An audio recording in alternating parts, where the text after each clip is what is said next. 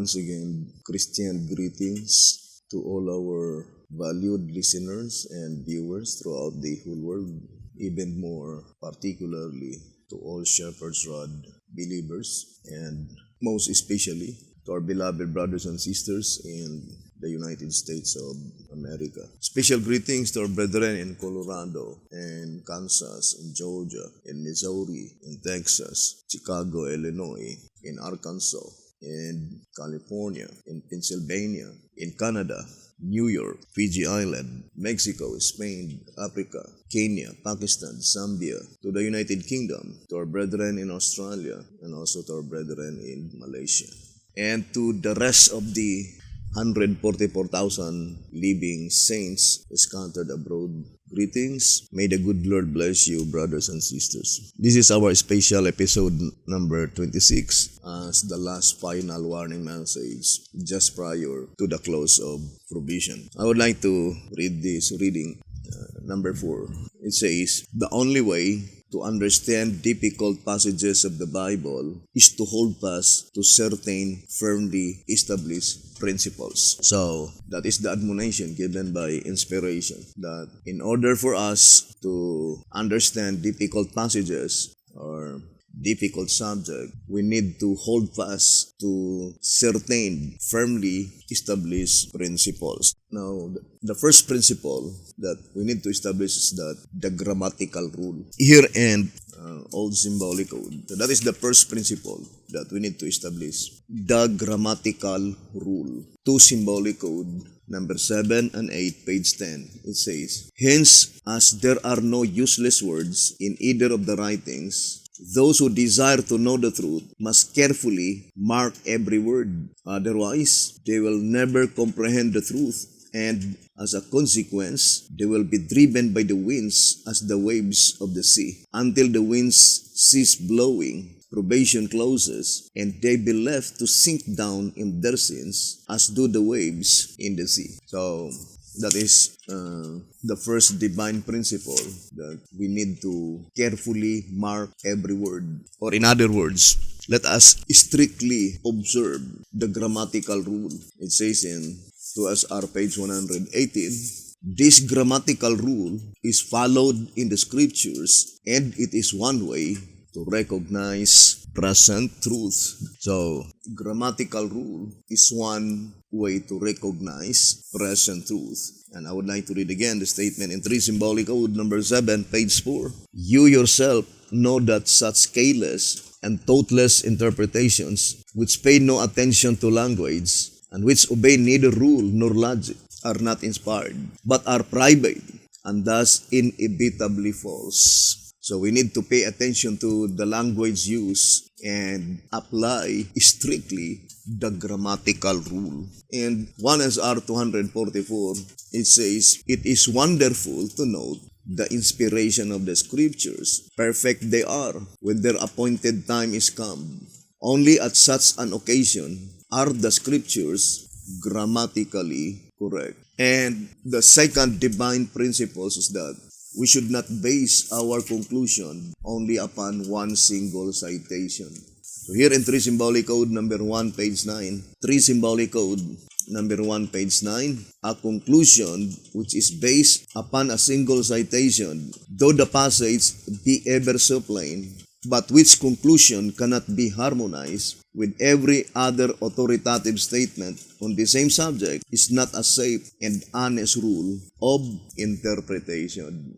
So, in other words, according to answerer number 3, page 41, it says, "Let us remember always to observe the inviolable rule that an interpretation of one inspired statement must harmonize with all other related statements." So when we study the Shepherd's Rod publications, we need to harmonize the entire Shepherd's Rod publications. And of course, our interpretation must be in perfect harmony. Because the statement here on the Old Symbolic Code, 3 Symbolic Code number 1, page 9, it says, "If we cannot harmonize any one particular statement with the foregoing facts, we would then be better off to be out of harmony with the one than to disregard all the other statements, none of which we can controvert. 3 Symbolic Code number 1, page 9. So if we cannot harmonize any one particular statement with the foregoing facts, we would then be better off to be out of harmony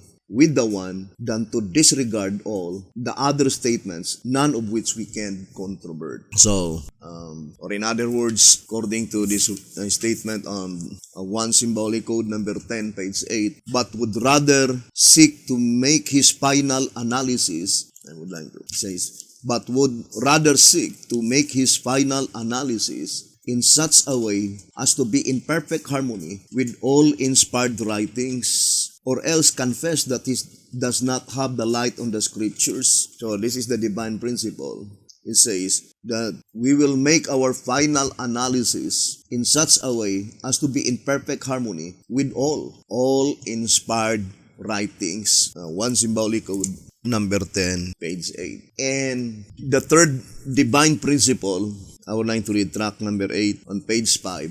Track number 8, page 5, it says, so, correctly to understand this prophetic event in its entirety, we must carefully differentiate the part which takes place in heaven from the part which takes place on earth. So that is also very important, brothers and sisters, so that to arrive on the subject on its entirety, then we need to carefully differentiate the occurrence that takes place in the heavenly sanctuary and the occurrence that takes place on the earth. And the fourth one is that, the fourth divine principle, let us distinctly separate the proceedings in the holy place and the proceedings in the most holy place, because that is one of the reason why many who study the shepherd's rod, they had not been able to grasp the true meaning of the Word of God, because they mix up the proceedings in the holy place and the proceedings in the most holy place.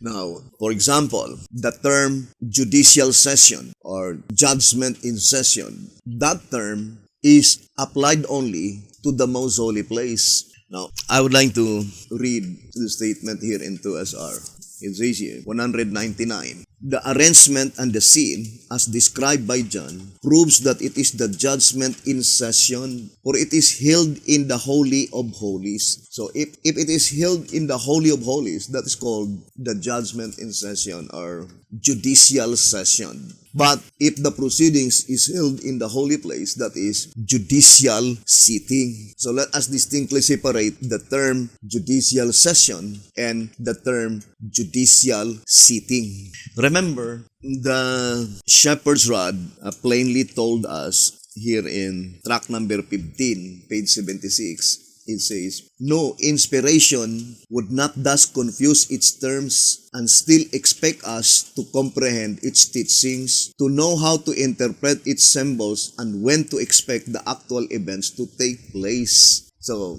we need to ever remember that no inspiration would not confuse its terms. Because if the terms used is confusing, then how could we be able to arrive into the truth? So there must be specific terms, brothers and sisters. And that is why we need to establish divine principle. Now, since we already proven with absolute fact that grammatical rule is very important, so we need to observe the preposition of and preposition for judgment of the dead.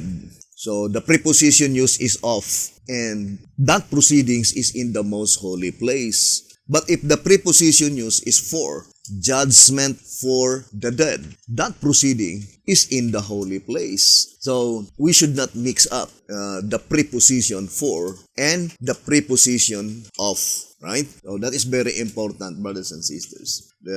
We need to understand the preposition used by inspiration, because inspiration would not confuse us the term. When it says judgment for the dead, that is in the holy place. Now, what is the specific proceedings in the holy place? Blotting out of names. So, that is the focal point, the specific work in the holy place. And in order for us not to be confused, God separated the preposition the preposition used in the holy place is judgment for the dead.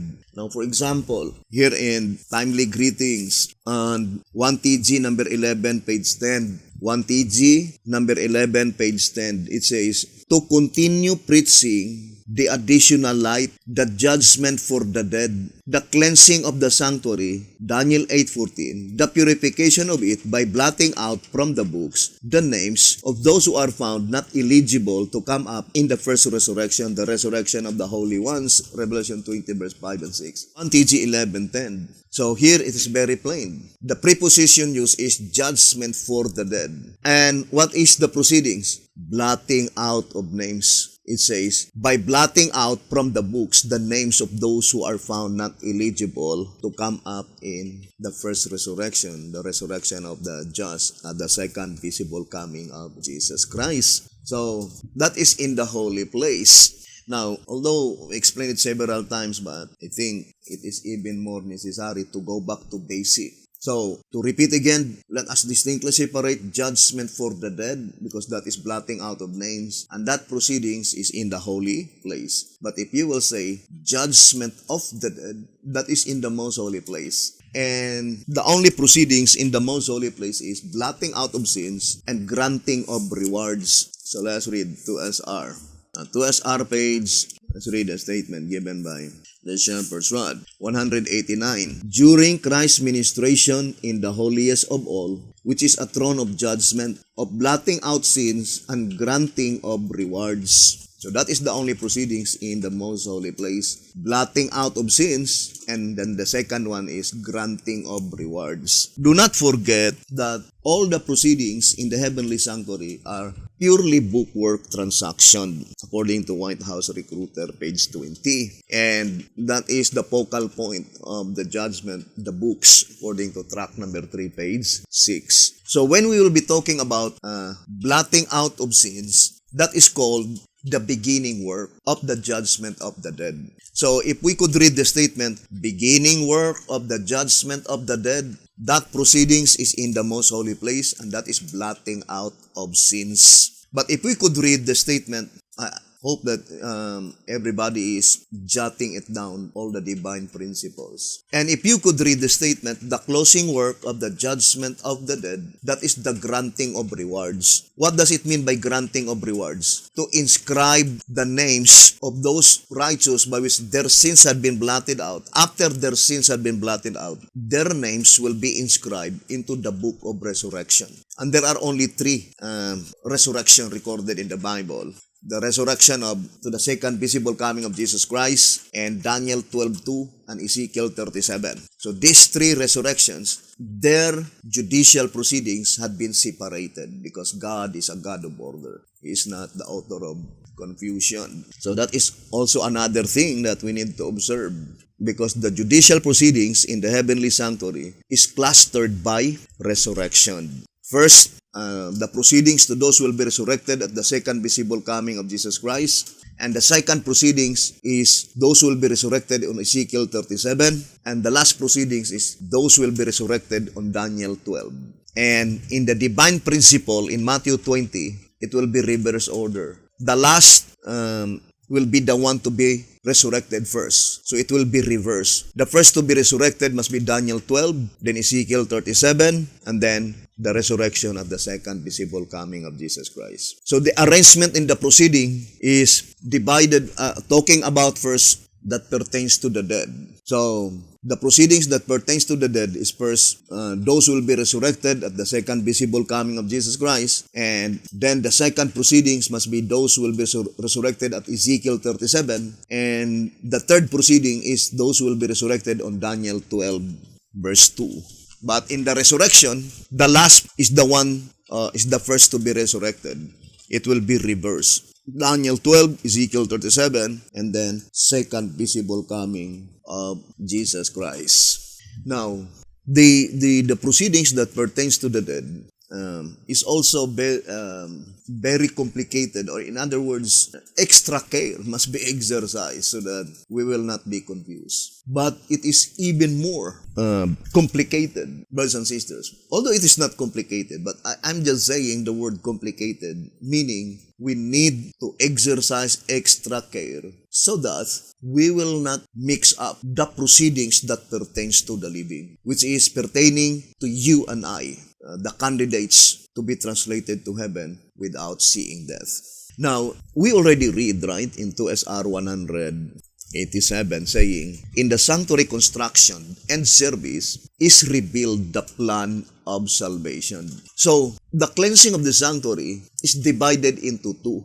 First, the cleansing of the sanctuary itself, and second, the cleansing of the books. And that is why it says, in the sanctuary construction and service is revealed the plan of salvation. So hoping, brethren, that we understand. So to repeat again, let us distinctly separate the cleansing of the sanctuary, which pertains to the sanctuary itself, and the cleansing of the sanctuary, which pertains to the books, because they are distinct and separate work. Now let us go first to the cleansing of the sanctuary. So let us go first to the cleansing of the sanctuary. So I would like to read 2TG. So let us read 2TG number 14 on 2TG number 12 on page 24.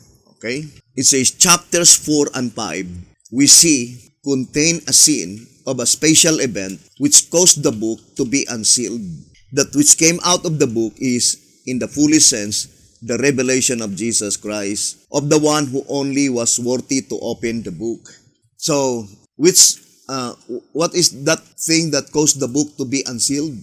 The special event. So, without that special event, the book cannot be opened. According to that reading in 2TG 12:24, saying that chapters 4 and 5, we see contain a scene of a special event which caused, so that is the causes, why the book to be unsealed. And the book cannot be unsealed not until that special event. Now, so let us read now track number 5.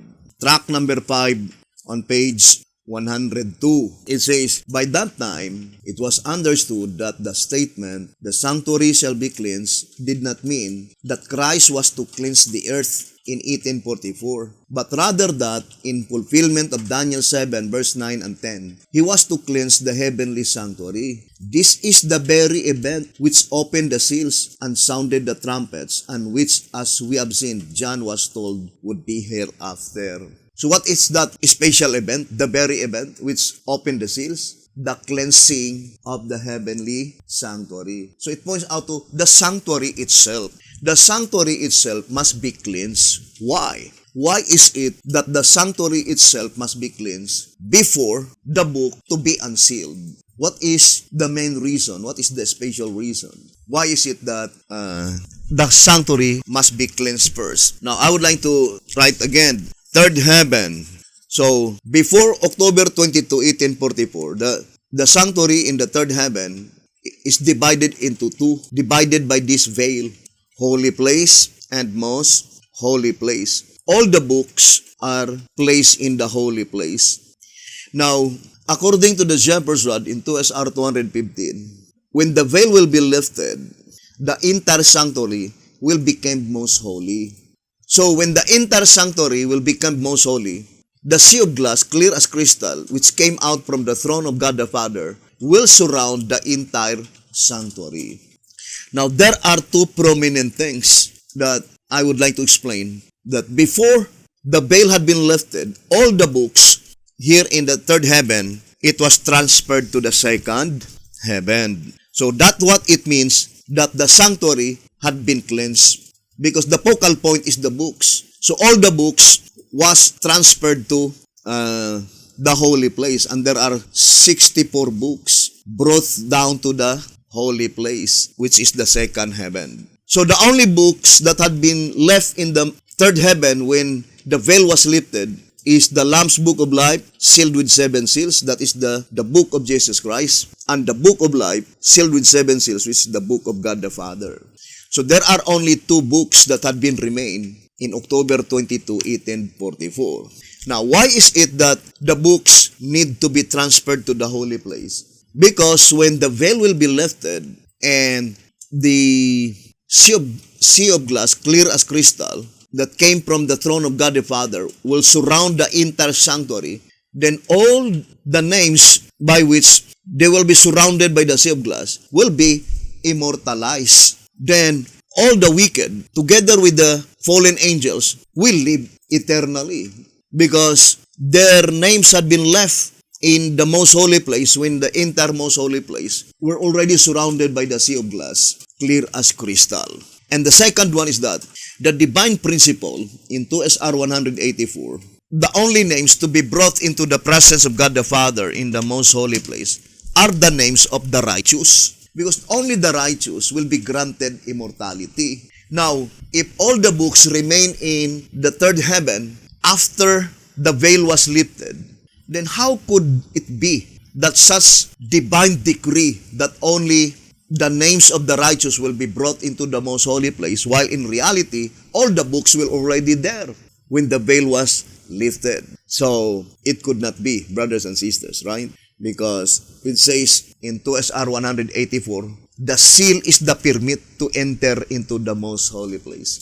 And the seal of the living God cannot be placed to the wicked. So, now, let us go to, and that was in October 22, 1844. So, in October 22, 1844, the sanctuary in the third heaven is cleansed. So, the entire sanctuary become most holy place. So, the entire sanctuary is cleansed. So, the only one that will be brought into the most holy place, because it is already cleansed, are those people that had been cleansed in the holy place, in the second heaven. So, October 22, 1844, the third heaven, the most holy place, is already cleansed. So, the second heaven, which is the holy place, in October 22, 1844, so this is the place by which the cleansing occurred. The most holy place is already cleansed. And the names to be brought into the most holy place are those names that had been able to survive the investigation in the holy place. So, March 27, I would like to go directly. March 27, 2021. The one that had been cleansed is the sanctuary itself, the holy place in the second heaven. So, all the books by which there are names of the wicked is transferred to the first heaven. So, the books that had been left in the holy place are those books that were already cleansed. The book represented by the first seal, second seal, third seal, fourth seal, fifth seal, sixth seal, and the seventh seal. So, this last book is very important that we need to study because this is the most broadest book of all the books that pertains to the living. The same way this book, the sixth seal, is also very broad because this is the book by which there are saints that have been judged while living and are destined to die. So, these two books, the sixth seal and the seventh seal, is very important to the people who must know that their cases are on trial. And we know that that is the 144,000. The 144,000 living saints. That is why here in 2TG number 12, I would like to read 2TG number 12. On page 30, it says, whereas the last two seals, which contain the things that pertain to the judgment of the living, to the people who must know that their cases are on trial, are quiet long. So it says to the people who must know that their cases are on trial, it's very important to them that they will understand the last two seals. What is the last two seals? The sixth seal and the seventh seal. Why is it that they need to completely understand the sixth seal? Because I think it utters the impossibility that you could understand the seventh seal if you cannot understand the sixth seal.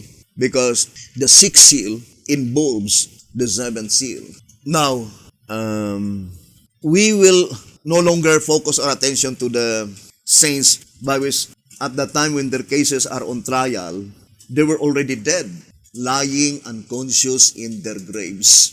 But rather, we will focus our attention to the last two seals, but pertaining to first to the saint by which their cases are on trial while they were yet alive. So that is very important, right, brothers and sisters? And hoping that God would help us in this very important subject. Now, I would like to read to you this statement in 2SR 217, and I would like to make it very slow, or make it slowly, so that we could be able to grasp the true meaning of this statement, to harmonize the entire Shepherd's Rod publications. Now, I would like to read 2SR 217. It says, "They who are to be sealed at that time were seen by John as a great multitude with palms in their hands." Then it says, see Revelation 7 verse 9. "Hence the scroll has made a turn, and the sealing for those who shall be judged while living has begun." Now, let us focus to the statement, "Hence the scroll has made a turn, and the sealing for those who shall be judged while living has begun." Now, it cannot be in the days of BT Hopper. The statement is pointing to that predicted event when the scroll has made a turn. At that time, the sealing for those who shall be judged while living has begun. Or in other words, let us put in this way, when the sealing for those who shall be judged while living has begun, and we know that that is in the heavenly sanctuary. But the scroll, saying the scroll has made a turn, that is on the earth. So to repeat again, that statement is easy to understand. That when the sealing, that is in the heavenly sanctuary, when the sealing for those who shall be judged while living is in progress or commencing, has begun, that is also the time by which the scroll has made a turn, the unrolling of the scroll. Now, the question is that, what sealing mentioned there by which those who shall be judged while living has begun? Is it the sealing in the holy place, or is it the sealing in the most holy place? So when we study the Shepherd's Rod, we need to be very careful. Line upon line, precept upon precept, subject upon subject. Or in other words, that statement on the great controversy saying, careless reader. We should not be careless reader. I remember that statement on the great controversy saying, let me read to you. It says, introduction, page 8, it says, and as several writers present a subject under varied aspects and relations, there may appear to the superficial, careless, or prejudiced reader to be discrepancy or contradiction, where the thoughtful, reverent student with clearer insight discerns the underlying harmony. So hoping that we are among the thoughtful and reverent student with clearer insight, we can discern the underlying perfect harmony of the words of inspiration. Now, here's another thing that we need to consider. The prophet himself admonishes us. Here in 7 Symbolic Code 7 to 12, page 19. 7 Symbolic Code 7 to 12, page 19. It says, we have learned much, and no doubt there is much more for us to learn. It is the follow-on and the go-through spirit that will finally land the remnant without fault on the heavenly Mount Zion. My conclusion is that we should give up no scripture truth, but that our false applications and interpretations of scripture and consequent false ideas of order and propriety should be given up as fast as possible. The Review and Herald, May 29, 1860. So both Sister White and B.T. Hotep gave an admonition that whatever false expectation of the prophet, we need to give it up. Because in Ezekiel chapter 4, it was represented by cow's dung. God allowed cow's dung for the sake of the prophet or for the good of the prophet. And that cow's dung is the false expectation of the prophet. So here in 1 SR 124, the prophet was told that he could not use wood or coal to bake the cakes upon, but that he should use dung that cometh out of a man. To Ezekiel it was too repulsive, and he pleaded to be excused. The Lord made an allowance, not by compulsion, but for Ezekiel's sake only, by telling Ezekiel to bake it with cow's dung. And we explained it several times that in the ceremonial service, cow's dung is included, right? Numbers 19:5, Leviticus 16 verse 27, Leviticus 8:17, Leviticus 4 verse 11, and also Exodus 29 verse 14. So what does it mean? For Ezekiel's sake only, meaning it is for the good of the prophet, for his own good. Because through that false expectation, it leads them to serve the Lord more fully. For example, Sister White, she thought that the sealing of the 144,000 living saints was in progress in her lifetime. Therefore, she and all her associates jealously preached the gospel with the goal to gather the 144,000 living saints according to track number 5, right? 102. So that false expectation lead them to serve God more fully. The same with B.T. Hotep. B.T. Hotep thought that the sealing of the 144,000 occurred in his lifetime. And he and all his associates jealously sigh and cry for all the abomination in the church in order to be a part of that special company, 144,000 saints, which no longer to taste death. And we know that that is represented by cow's dung, the false expectation of the prophet. So we need to distinctly separate the cow's dung and the scriptural truth. The false expectation of the prophet and the scriptural truth. Now here, the best example that I could give is the statement in 2SR 162. So let us read 2SR 162. The cases of all who are sealed from 1929 to the final clause of provision will be investigated before the throne in the heavenly sanctuary while living. Now, brothers and sisters, this is one of the false expectation of the prophet. Saying 1929, all of them will be investigated before the throne in the heavenly sanctuary while living. And it could not no longer reality today because they were dead.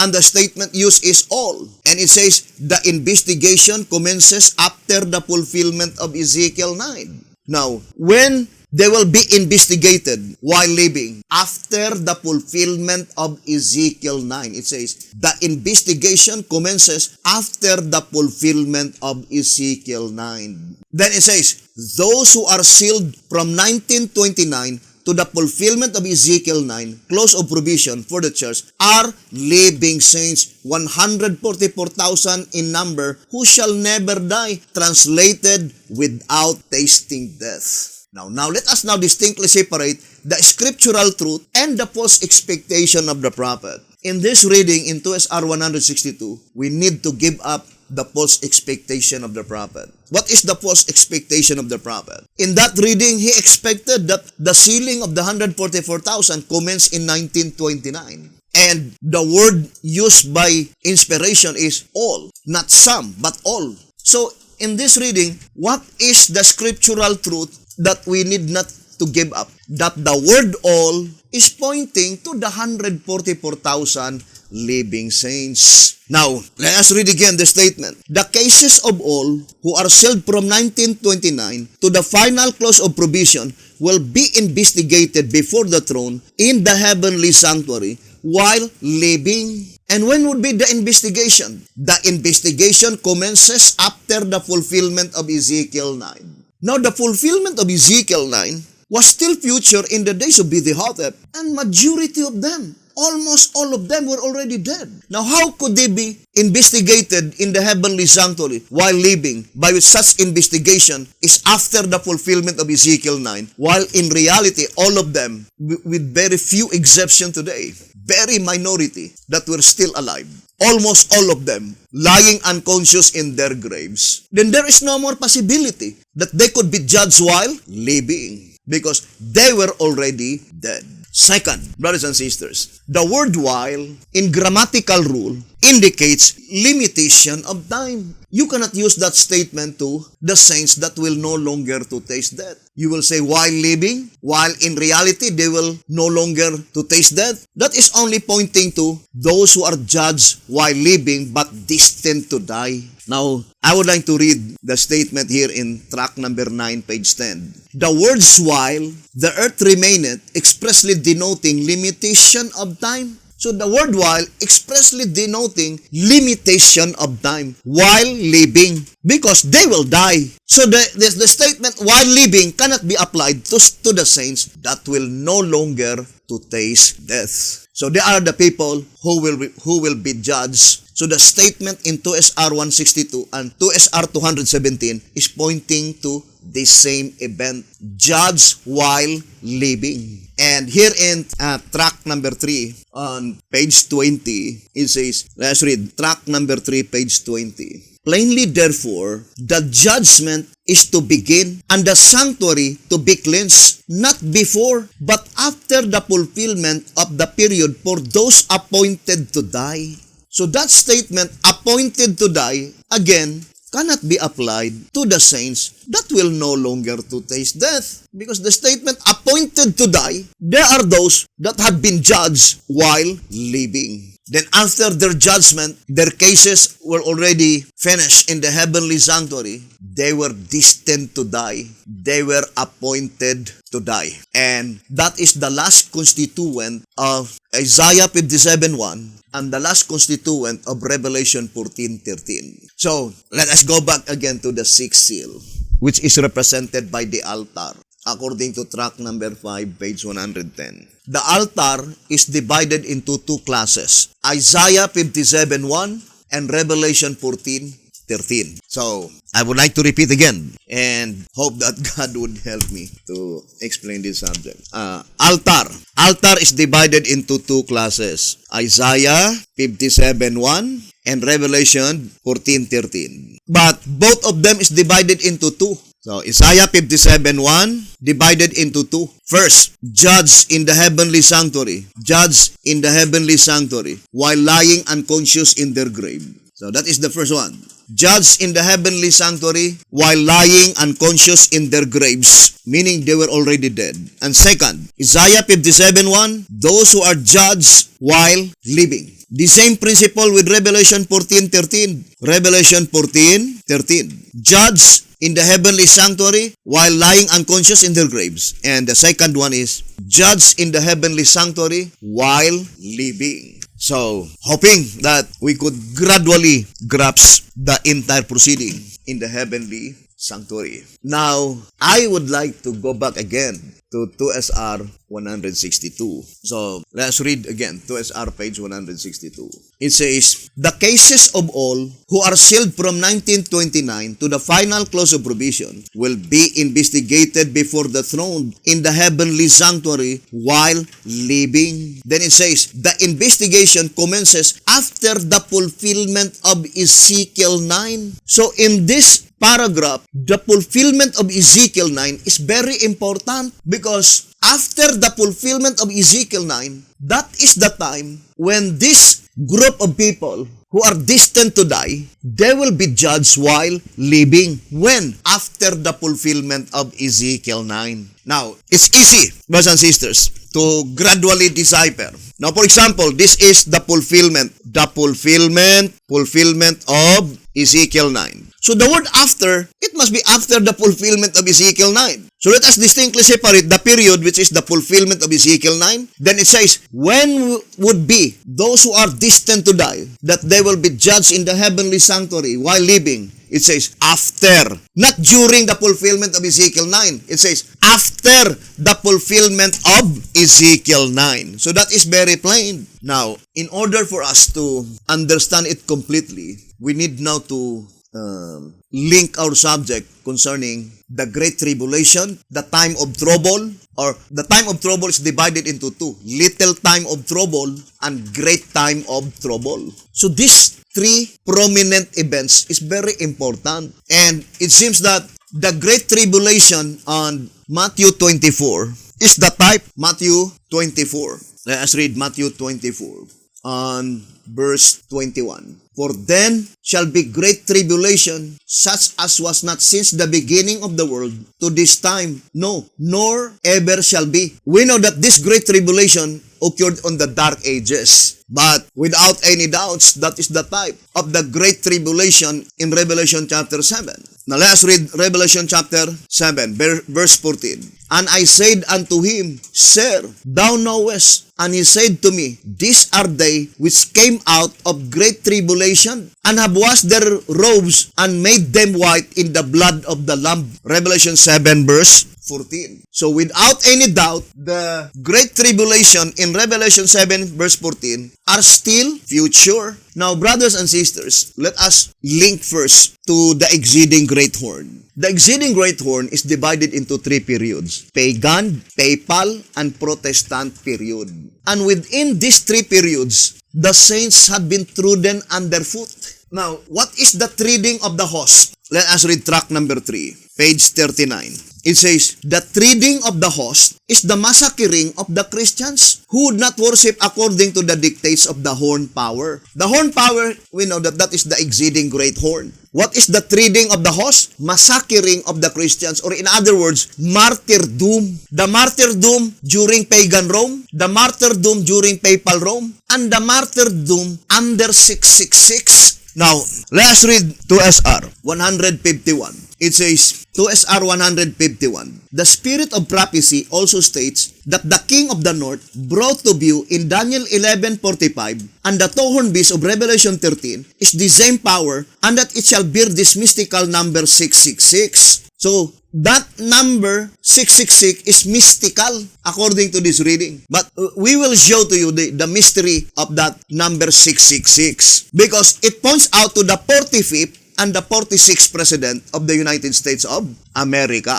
Now it says, we quote, this power is the last that treads down the true church of God.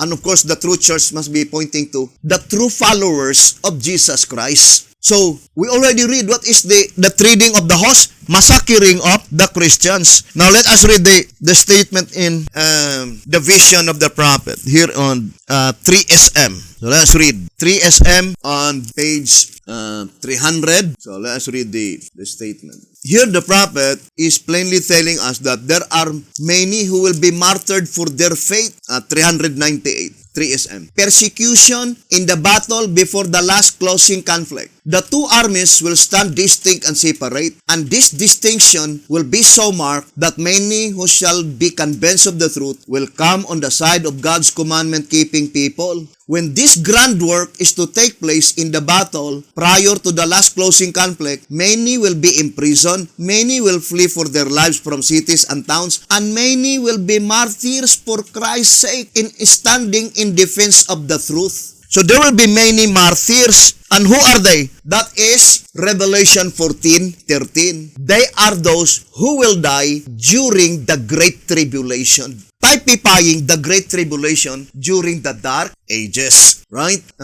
Brothers and sisters. So that verse in Revelation chapter 6 and verse 9, it says, Revelation chapter 6 verse 9, and when he had opened the fifth seal, I saw under the altar the souls of them that were slain for the word of God and for the testimony which they held. And they cried with a loud voice, saying, How long, O Lord, holy and true, dost thou not judge and avenge our blood on them that dwell on the earth? And white robes were given unto every one of them, and it was said unto them that they should rest yet for a little season, until their fellow servants also and their brethren that should be killed as they were should be fulfilled. So, the three martyrdoms on the three periods of the exceeding great horn, pagan, papal, and the Protestant period, which is during the mark of the beast system, is divided into three classes. Those who died under, those who have been martyred for their faith during the period of pagan Rome, they are called the souls under the altar.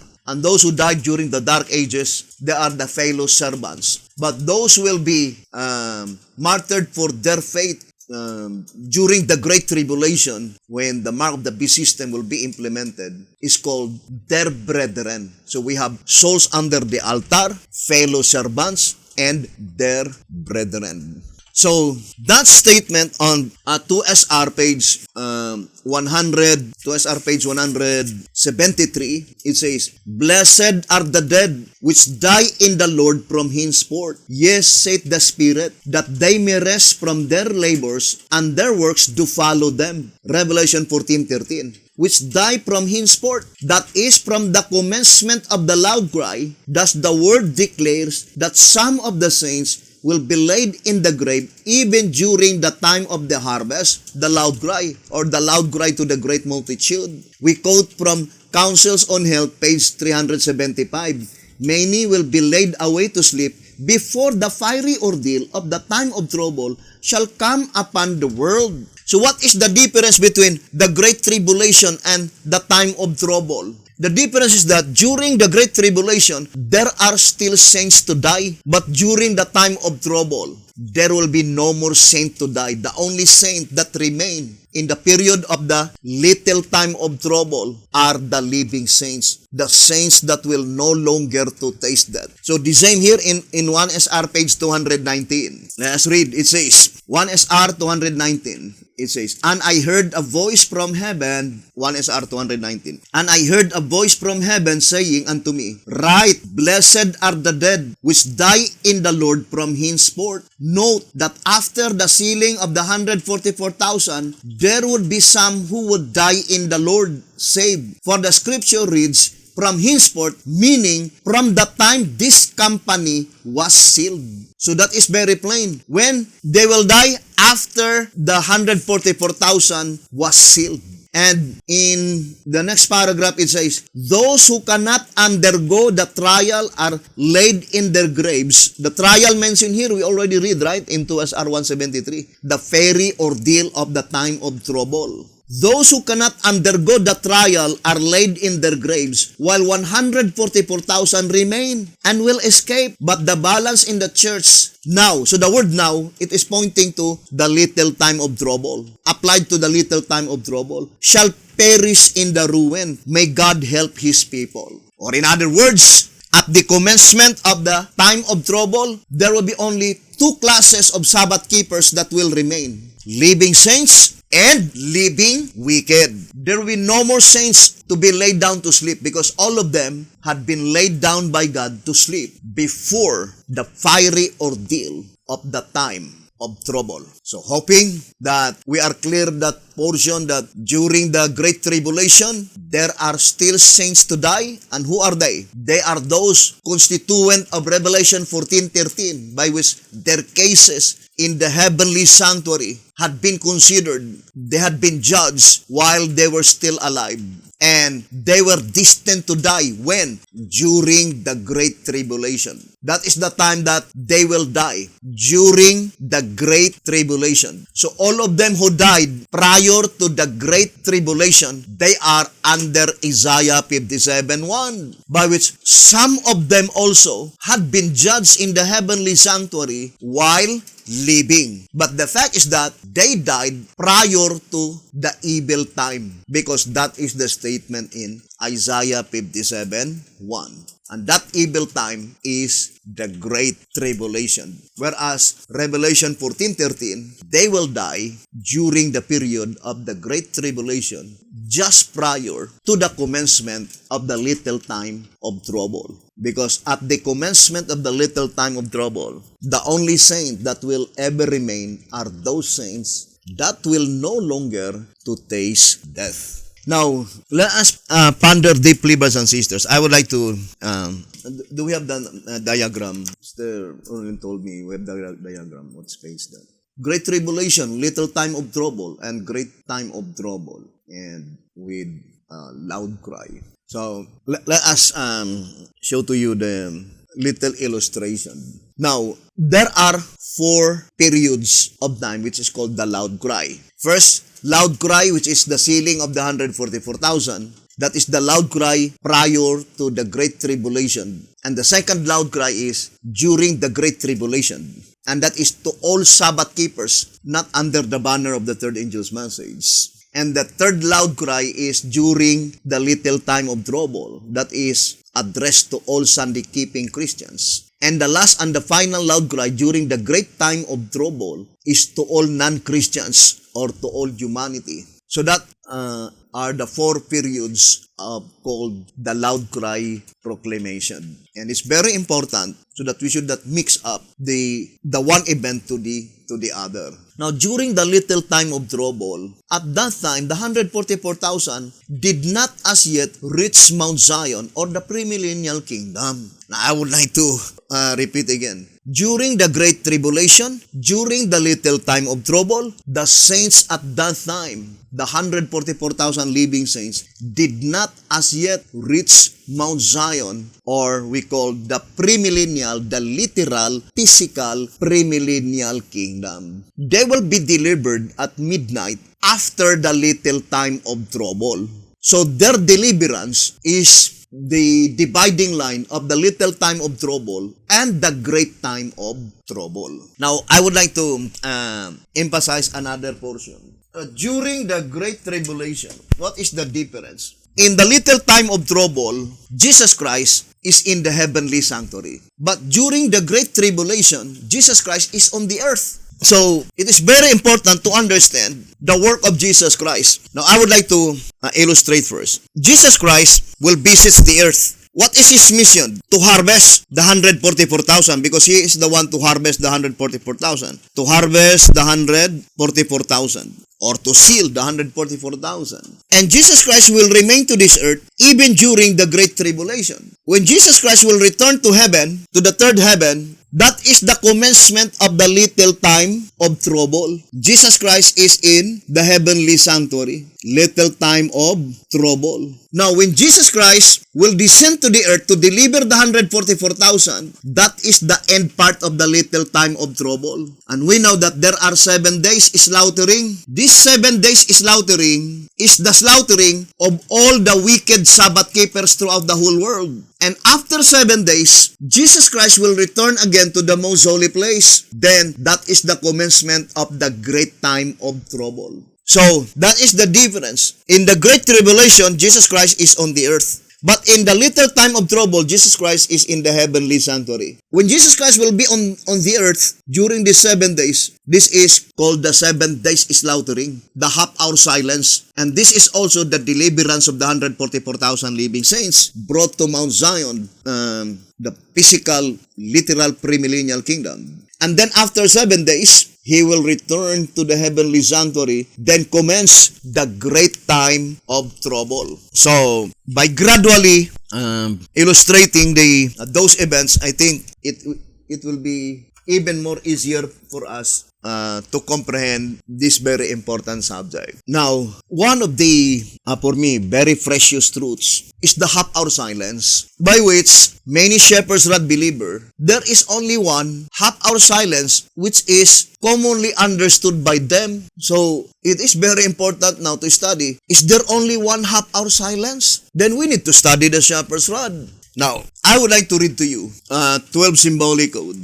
12 symbolic code, I think number 3. 12 symbolic code number 3, page 19. Let us study closely every paragraph because it is a life and death matter. 12 symbolic code number 3, page 19. It says, thus it is seen that the time of the sanctuary judgment among the living first fruits starts at the time of the slaughter and continues thereafter during the time of the second fruits. I would like to read again. It says, thus it is seen that the time of the sanctuary judgment, of course that is pointing to the heavenly sanctuary. Thus it is seen that the time of the sanctuary judgment among the living first fruits starts at the time of the slaughter and continues thereafter during the time of the second fruits. The only thing by which many shepherds and believers had not been able to grasp the true meaning of the statement, it's so because they have no complete understanding concerning the sanctuary judgment. Now first, what sanctuary judgment mentioned in that reading? Is it the sanctuary judgment in the most holy place? Or is it the sanctuary judgment in the third heaven? Is it the sanctuary judgment in the second heaven? Or is it the sanctuary judgment in the first heaven? That is the reason why they mix up, brothers and sisters. And the only reason is that I would like to read this reading in the old symbolic code, the statement used by the shepherd's rod. It says, one symbolic code number 4, page 5. The trouble does not lie in the statement themselves, but rather in man's limited knowledge of the truth therein. So I would like to read again. 1 symbolic code number 4, page 5. The trouble does not lie in the statement themselves, but rather in man's limited knowledge of the truth therein. So that is why I read those passages that in studying the Shepherd's Rod publications, we need to harmonize all other related statements. We should not jump immediately any conclusion by reading only one single citation. And as a result, our understanding contradicts the other statement. Now, let us read 12 Symbolic Code 3, page 19, the next paragraph. It says, in our conversation, so this is the explanation of the first paragraph that we read. In our conversation, I meant to explain that we are not in the sanctuary judgment of the living, not in the time for our sins to be blotted out. So what sanctuary judgment mentioned here? The blotting out of sins. It says, but in the time for us to decide, judge ourselves, either to receive the mark and be saved, or to remain without it and be taken by the slaughter weapons of the angels, we are not in the seventh seal. The half-hour silence is yet future. What half-hour silence mentioned here? 100%. All the half-hour silence in the days of beauty health of us is still future. But we will prove to you that there are more than one half-hour silence. But first of all, it was already answered by B.T. Hotep. What judgment, sanctuary judgment mentioned here? Judgment of the living. You see, judgment of the living. What is judgment of the living? Blotting out of sins. Now let us read tract number 3, 1934 edition. On page 75. Tract number 3, 1934 edition, page 75. Let me read to you. It says, the typical wave lobes, which signify the completion of the first fruit harvest, Leviticus 23, verse 17, were baken with leaven to symbolize that the sins were not blotted out. At the time, the servants of our God were sealed. Hence, the investigative judgment for the living, blotting out the sins, will begin after the sealing of the 144,000, the spiritual wave lobes, and after the outpouring of the Spirit, the leaven may have a still deeper meaning. Now, the voice of inspiration made it so plain, brothers and sisters, that the blotting out of sins, the sins of the 144,000 will be blotted out after they receive the Pentecostal power. After the 144,000 were completely sealed, perfectly corroborating to the statement in 12 Symbolic Code 3, page 19, that blotting out of sins, the judgment in the sanctuary in heaven, takes place after the slaughtering. Now let us take just little view concerning the subject, the slaughtering. So I would like to read the old Symbolic Code. 3 Symbolic Code number 1, page 8. Therefore, as there are two separations, there is a double fulfillment of Ezekiel's slaughter. One in the church before the close of provision, and the other in the worldly churches after the close of provision, when everyone has made his decision. 3 Symbolic Code number 1, page 8. Now, the statement is very plain. There are two slaughtering. Slaughtering has a double fulfillment. The first slaughtering is prior to the close of provision. And the second slaughtering is after the close of provision. And of course, we will focus first to the slaughtering prior to the close of provision. What close of provision mentioned there? For sure, it is not the close of provision in the spiritual Israel, because the slaughtering will occur after the sealing of the 144,000. And when the 144,000 is completely sealed, that is close of provision to spiritual Israel.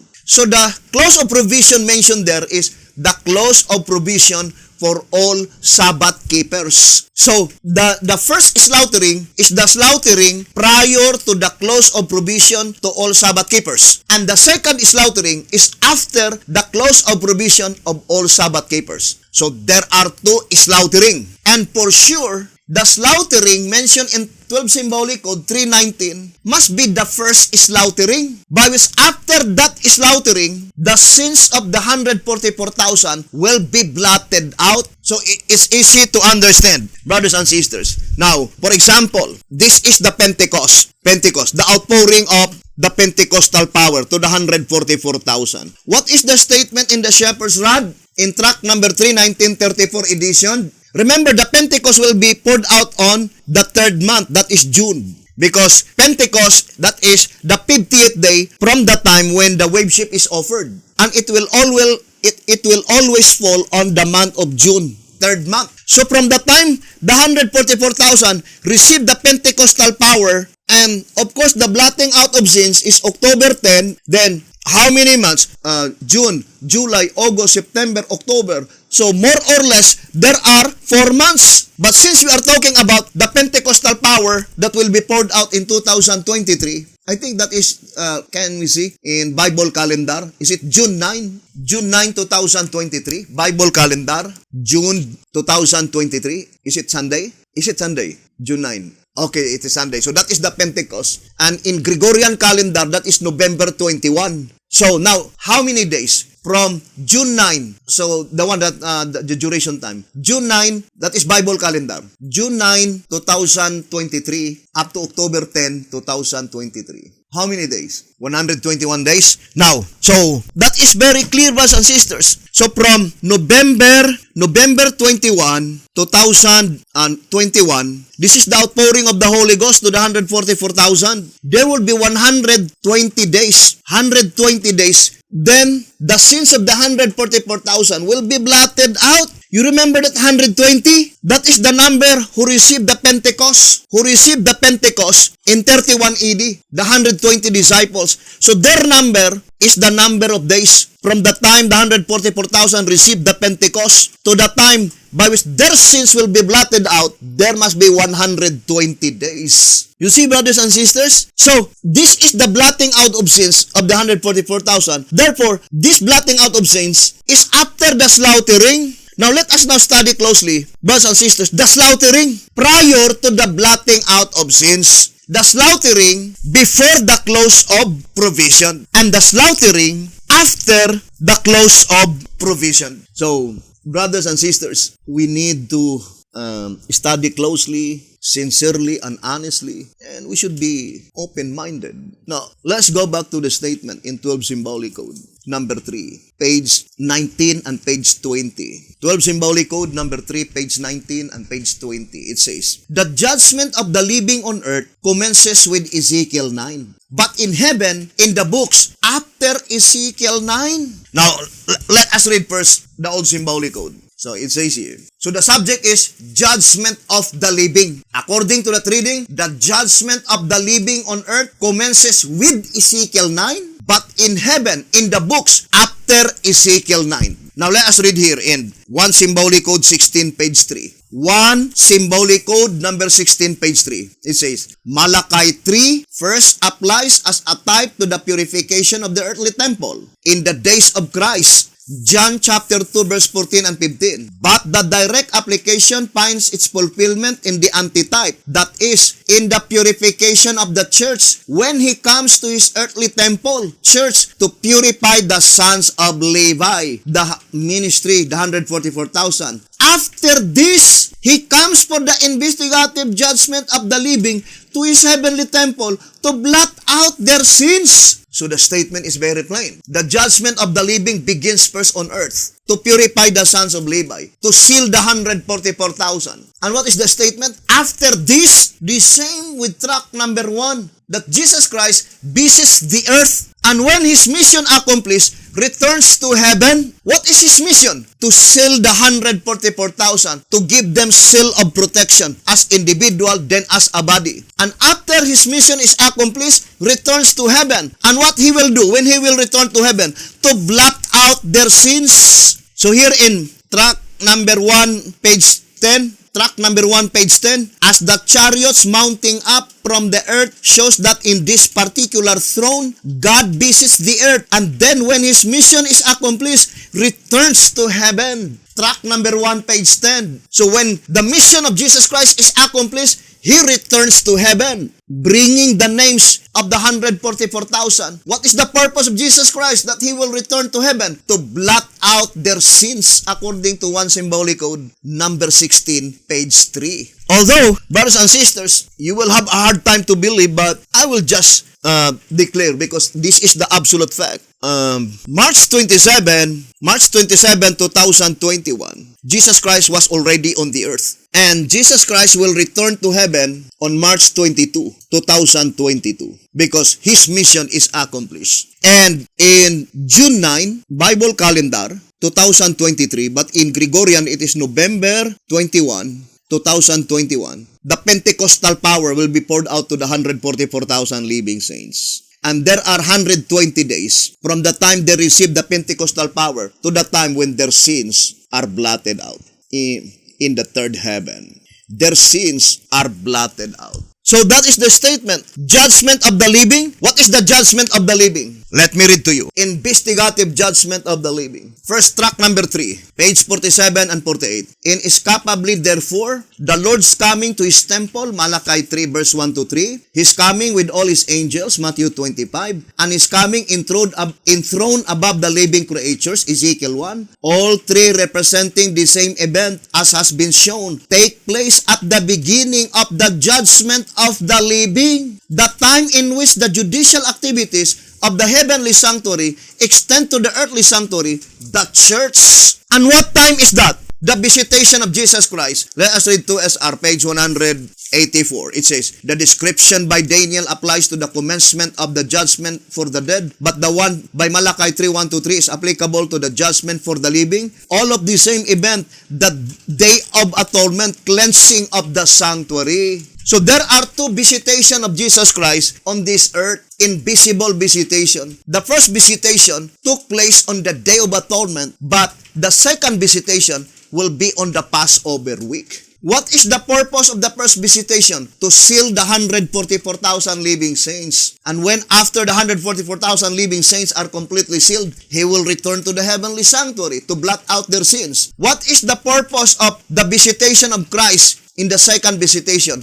To deliver the 144,000 living saints who are crying day and night for deliverance. Bring them to Mount Zion on the physical, literal, premillennial kingdom. And after the 144,000 are delivered, Jesus Christ returns to the heavenly sanctuary to blot out the sins of the great multitude which no man could number. Now, brothers and sisters, let us go back again to the reading in 12 Symbolic Code. 12 Symbolic Code number 3 on page 19 and page 20. It says, the judgment of the living on earth commences with Ezekiel 9. So that is the sealing of the 144,000. But in heaven, in the books after Ezekiel 9. So the blotting out of sins of the 144,000 in the heavenly sanctuary, that is after Ezekiel 9. Then it says, the judgment of the living is in two phases. The first phase is a separation that takes away the wicked from among the righteous. Ezekiel 9. Now, brethren, it is very important to study the two sections of separation. The first section, it is the wicked that had been taken out. The second section, it is the righteous that had been taken out. But, brothers and sisters, let us distinctly separate the first section of separation, which is investigative, and the first section of separation, which is executive. Now, I would like to repeat again. According to the Shepherd's Rod, there are two sections of separation. I would like to read first. Track number 3. Track number 3, page 68. Note that in the first section of the separation, the one in the church, the wicked are taken away from among the just. The wicked are taken away from among the just. That is the first section of the separation. What is the second section? The righteous are taken away from among the wicked. Now, the first section of separation is divided into two, investigative and executive. The executive judgment, which is the first section, brothers and sisters, that is the slaughtering. The wicked are taken out. But the investigative judgment, it is not slaughtering. And it is pointing to the triumphant church. Although we will separate that subject. Now, let us go back to the statement. In 12 Symbolic Code number 3, page 19 and page 20. It says, the judgment of the living on earth commences with Ezekiel 9. But in heaven, in the books after Ezekiel 9. the judgment of the living is in two phases. The first phase is a separation that takes away the wicked from among the righteous, Ezekiel 9. The second phase is the book work, when the investigation takes place and when the sins of the righteous and the names of the wicked are blotted out of the records in heaven. This second phase, the judicial session in heaven, is what commences after Ezekiel 9. Now, this is the thing by which the Bijan will have a hard time to explain. And the result, brothers and sisters, they will neglect in reality the most important part in the Shepherd's Rod publications because of this statement. Without first analyzing, brothers and sisters, where is that place by which, according to this reading, the second phase is the book work, when the investigation takes place and when the sins of the righteous and the names of the wicked are blotted out of the records in heaven. Where is that place by which the names of the wicked are blotted out of the records in heaven, by which that event takes place after Ezekiel 9? So that is the most important part, brothers and sisters. Yes, it was joined together, the sins of the righteous, then that is in the most holy place. But how about the names of the wicked? Blotted out. Is it in the most holy place? If that is the case, then the names of the wicked had been brought into the most holy place, which is contradictory to the Bible and this prophecy. So to repeat again, the only difference is that when they read this passage, brothers and sisters, that the blotting out of names will take place after Ezekiel 9, by which not only the blotting out of names, but as well as the blotting out of sins. And that is why it is very important to understand the sanctuary construction, because through the sanctuary construction and service is revealed the plan of salvation. Now, let us show to you, hoping that God would help us. October 22, 1844, it is the third heaven that had been cleansed. Third heaven, the most holy place, most holy place. So the only books that had been remained is the book of Jesus Christ and the book of God the Father. Lamb's book of life sealed with 7 seals, the book of life sealed with 7 seals. So all the books containing the names of the wicked transferred to the second heaven, holy place. Now, we already declared that in March 27, 2021, up to April 2, 2021, let us distinctly separate studying these dates. Because if we will go to the dates, then we could no longer explain the events that takes place in the heavenly sanctuary. So, the only books that remain in the second heaven, which is the holy place, first, all the books that had been cleansed, 1, 2, 3, 4, 5, 6, and then the 7th seal. Now, I would like to say the 7th seal is cleansed on March 27, 2021 to April 2, 2021. All the names of the wicked that had been entered into the 7th seal are blotted out. But it is very important to study who are they that had been entered into the book represented by the 7th seal, and what is the qualification that our names will be inscribed into that book. That is very important. Now, I would like to repeat again. Who are they that have been inscribed into that book? Second, what is the qualification in order for such a one to be inscribed into that book? We will explain that later. Now, all the books by which contain the names of the wicked are transferred to the first heaven. Now, the cleansing, brothers and sisters, the first heaven will never be cleansed because it will be forever there. The names containing the names of the wicked, for example, the names of all the fallen angels, the names of Lucifer, that book will be in the first heaven. It will remain there forever. So, the cleansing of the books is definitely applied to the first heaven, not to the third heaven, not to the second heaven, because the third heaven and the second heaven, it is the sanctuary construction that had been cleansed. It is not the books, because the books are transferred. So the cleansing of the books must be applied to the first heaven. And that cleansing of the books of all the names of the wicked that had been transferred into the first heaven will be completely cleansed after the slaughtering. That is the book work in the heavenly sanctuary. Not in the second heaven, not in the third heaven, but it is in the first heaven. Now, I would like to read to you this statement in the Old Symbolic Code. Let's read. 2 Symbolic Code number 11, page 6. 2 Symbolic Code number 11, page 6. It says, when are the tares judged? If the investigative judgment for the living does not begin till after Ezekiel 9, please tell me when the tares in the Seventh-day Adventist Church are judged, for they are living when the sealing message comes. Now, first of all, if we will be saying tares, what book does the tares had been inscribed? The field. It is not the Lamb's Book of Life. Lamb's Book of Life not sealed with 7 seals. But it is to the book represented by the field. That is why very important to understand the books. Because in the parable of Jesus Christ, the tares is found in the field, not in the net. Because if we will be talking about the net, that is bad fish. So let us distinctly separate the net and the field. But since it is talking about the tares, so it is pointing to the book represented by the field.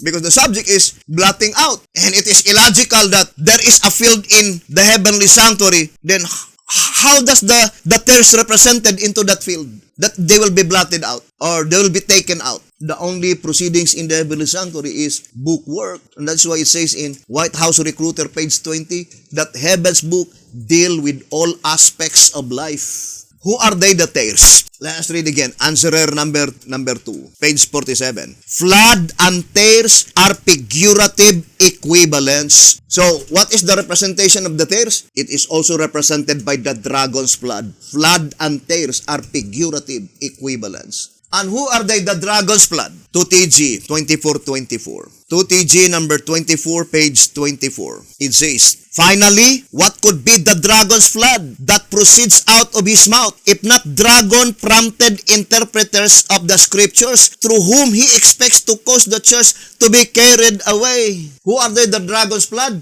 Dragon-prompted interpreters. Therefore, those who are in responsible position. Because it is not the members who will interpret the doctrine. And remember, in the parable of Jesus Christ, the dragon's blood represented by the tares, sowed by the devil after the heavenly called founder died, by which the movement, which is originally under the direction of God's inspired servant, when God's inspired servant died, the movement became under the direction of God, of uninspired man. So, when we'll be talking about the tares, brothers and sisters, it is even more directly to those who are in the leadership, the false leadership, the leadership that came to that office because of favorable opportunity. And according to 1SR Packet Edition, page 63, it says, it is called carnal ministry, who came to that office only in favorable opportunity. What is that favorable opportunity? When the heavenly called founder died, they immediately came to the front. Some of them claimed to be inspired, some of them were not. But the fact is, they were uninspired men. Now let us read the statement here in 2 Symbolic Code number 11, page 6. Answer.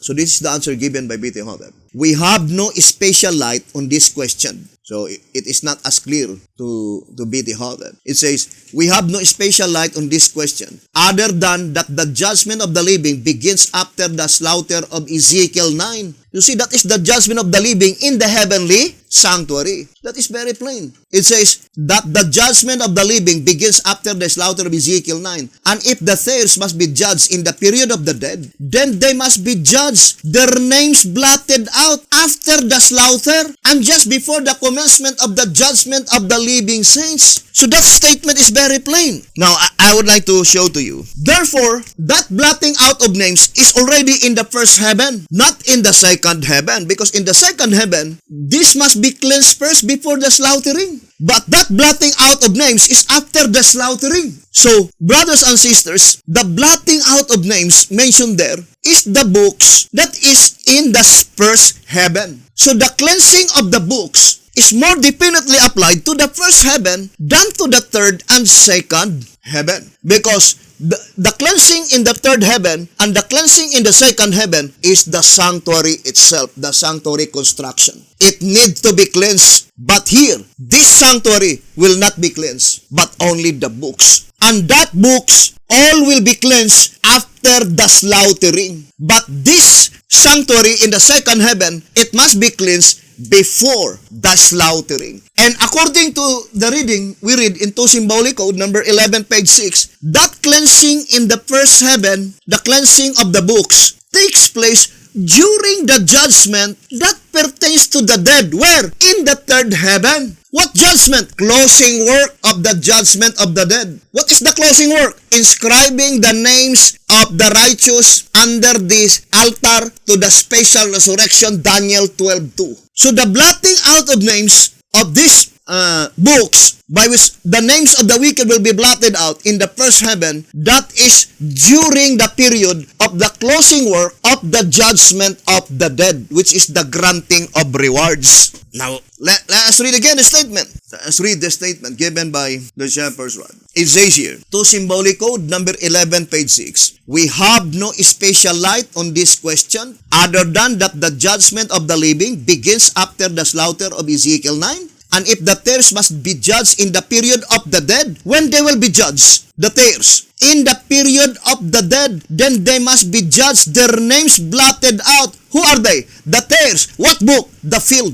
And where it is placed? In the first heaven. After the slaughter. So the statement in 13 symbolic code, let us read again. The statement in 12 symbolic code number 3, page 20, to harmonize the statement here in 2 symbolic code 11, page 6, it says, the first phase is a separation that takes away the wicked from among the righteous, Ezekiel 9. The second phase is the bookwork, when the investigation takes place, and when the sins of the righteous and the names of the wicked are blotted out in the records of heaven. Did not take place this same day. If you will harmonize 2 symbolic code 11:6, because it says, their names are blotted out just before the commencement of the judgment of the living saints. What is the commencement of the judgment of the living saints in the most holy place? Blotting out of sins. Both of them, the final blotting out of names in the books, which is in the first heaven, both of them will take place after the slaughtering. What is slaughtering? The slaughtering prior to the close of provision. But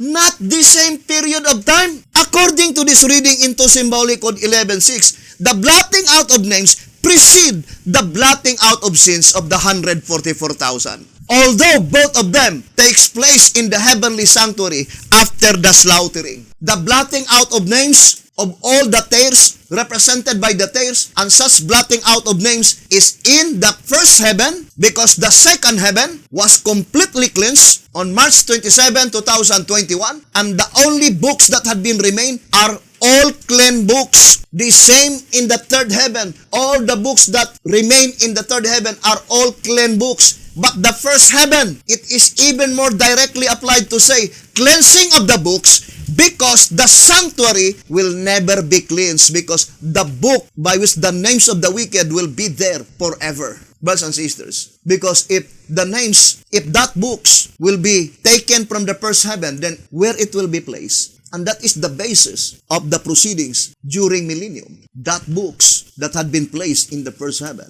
the basis of the entire proceedings within 1,000 years. So, we will continue to our subject, brothers and sisters, and hoping that at least there's something that you learn and you grasp the reality and the importance of the proceedings that takes place in the heavenly sanctuary, third heaven, second heaven, first heaven, and as well as the earthly sanctuary. Thank you very much for listening and viewing this program. May the good Lord bless you and have a beautiful, wonderful evening.